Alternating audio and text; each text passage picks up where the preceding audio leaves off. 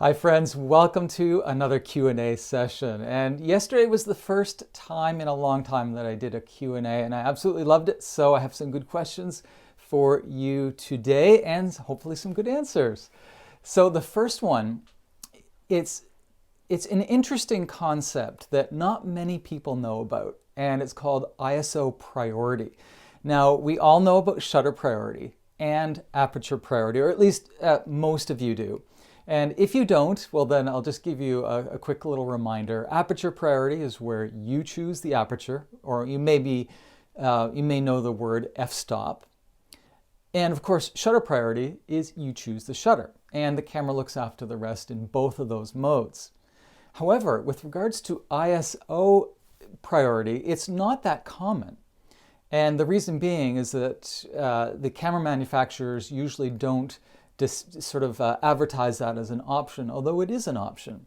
However, I think there is one camera company, if I recall, and I forget which one it was, that actually advertises ISO priority, and it may be Olympus. And if someone can confirm that in the comment section below, feel free. In any case, Neil, you gave a really good question, and here it is. I've been trying to understand auto ISO in coordination with a fixed f-stop and a fast shutter speed for wildlife, mainly birds.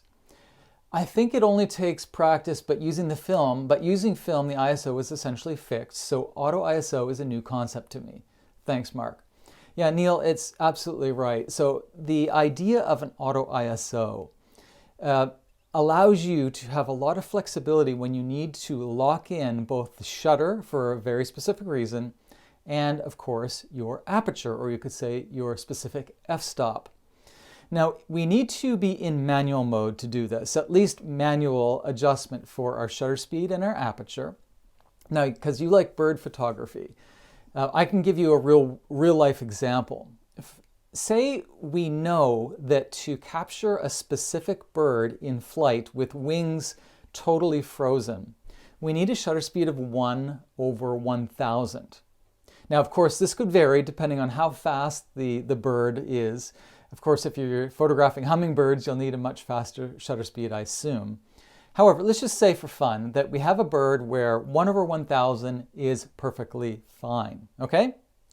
Another thing is that you know that you need to have an aperture, or say an f-stop number of f2.8 for your lens.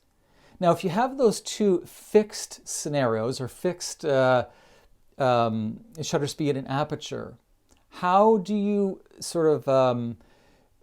work around the problem that you may be panning your photo sometimes in shadows and sometimes in highlights? For example, the sky, it was very bright, but then the bird goes into a shadow because the bird is somewhere maybe in a forest. So that's where ISO priority comes in. So you're going to switch to auto ISO, and your camera is going to base exposure off of the variability of the ISO. So that could go from ISO 200, where it's really bright out, and then maybe if you point into the shadow areas of a mountain or a forest, 3 seconds later, then the ISO is going to bump up to, who knows, maybe ISO 800 or something like that.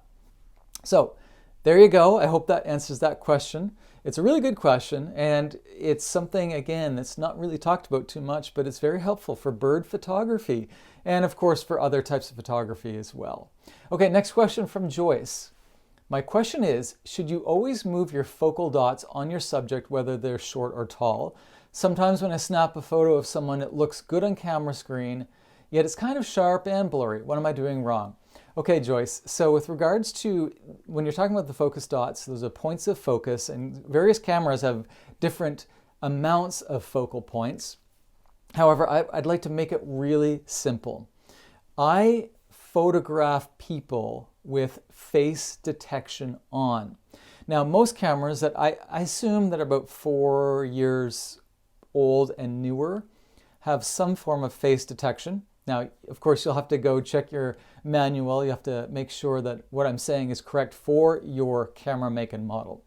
But if you do that for when you're photographing people then it's going to be much easier and actually much quicker than actually manually telling the camera where the focal point is.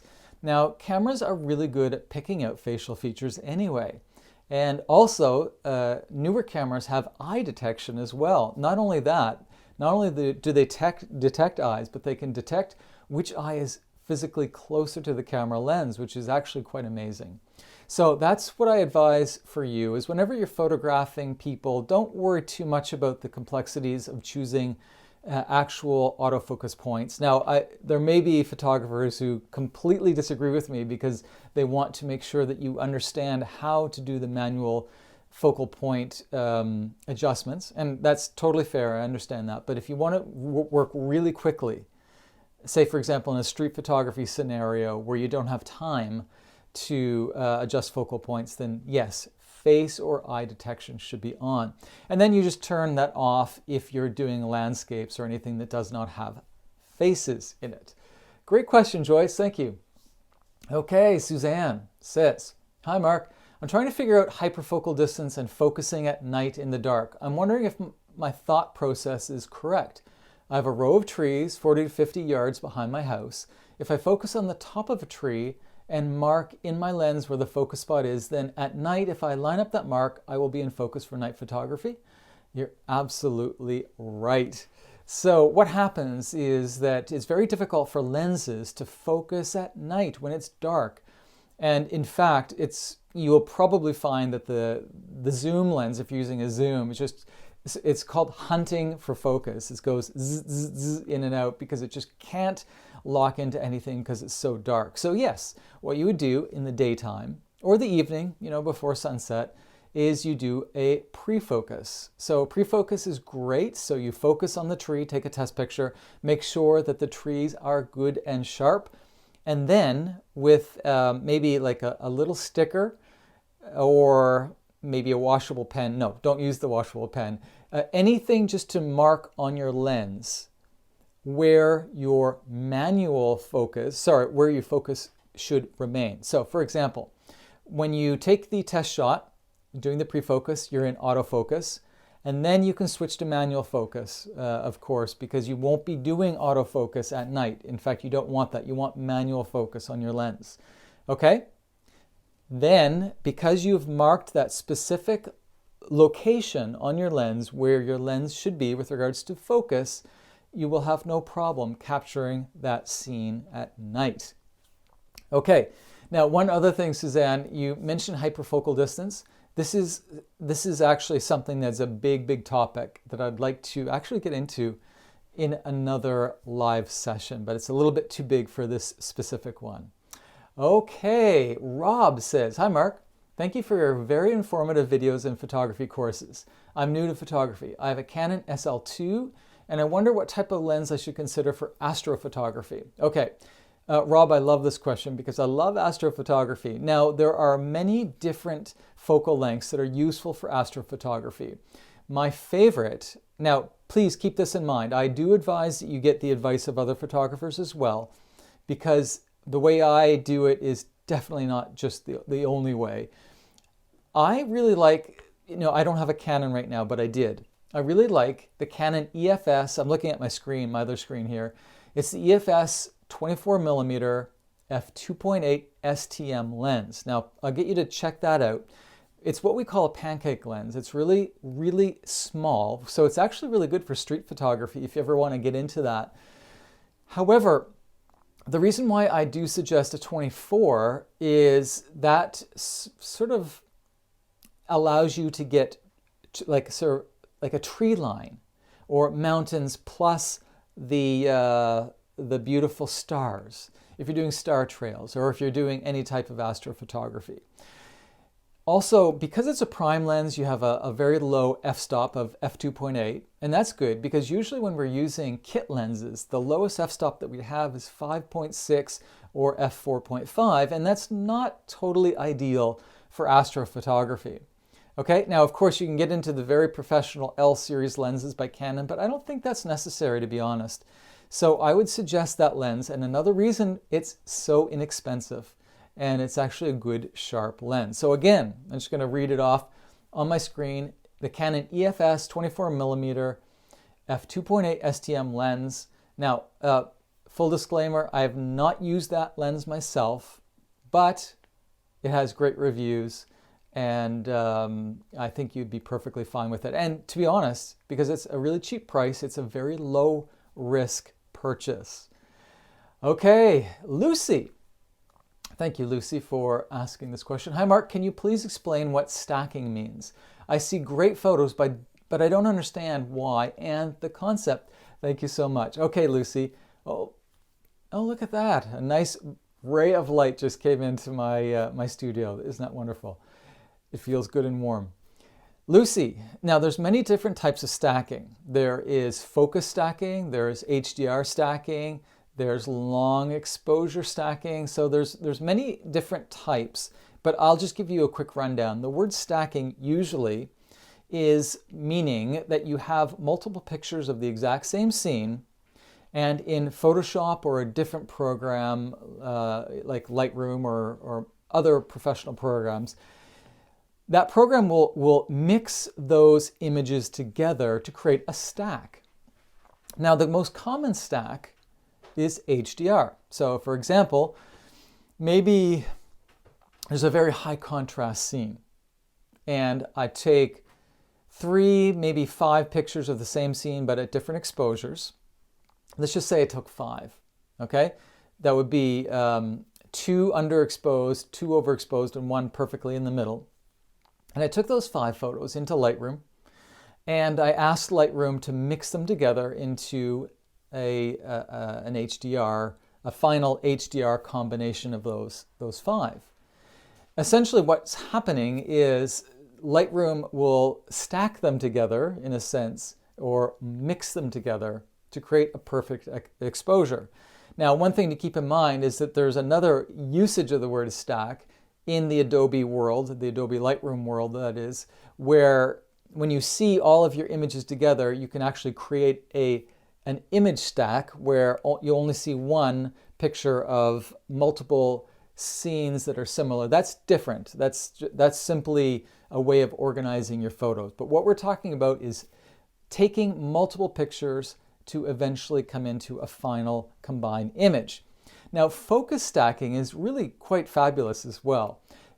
Have you ever noticed that when you're doing close-ups, maybe of a flower or something, even if you're at f/22, it's very hard to get everything in focus, because the closer you are as a photographer, or the closer your camera is to your subject, the harder it is to get deep depth of field, okay? So with focus stacking, you are taking like multiple pictures, like you could take 5, 6, 7, 8, 9 pictures, and each photo has a different location of its focal point. That means that throughout those 9 pictures, you have every aspect of that subject matter covered with regards to focus, okay? So that means that when you put all of those images into, say, Photoshop, and you ask for a focus stack, then the result is going to be like that flower.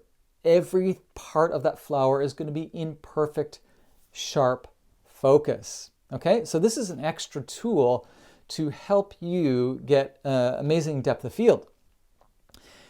Now, keep in mind that focus stacking, it takes a little bit of practice, but it is really worth it. Okay, now, one other thing, long exposure focus stacking, that is something that is takes a lot of Photoshop work, and it would probably take me a half an hour to explain it live, just verbally. It's better that that's shown, and you can see many YouTube videos on long exposure focus stacking.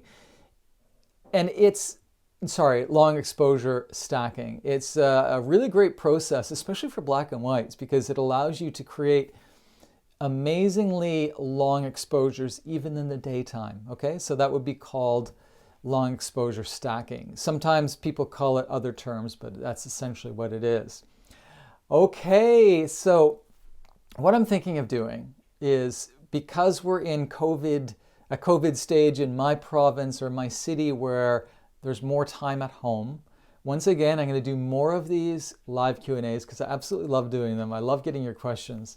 And when our COVID restrictions, and I'll obviously be back out doing normal photo shoots, working as normal. But until that time, what I'll get you to do is put your questions below, and in my next video, I'll answer the questions that I see below in this video.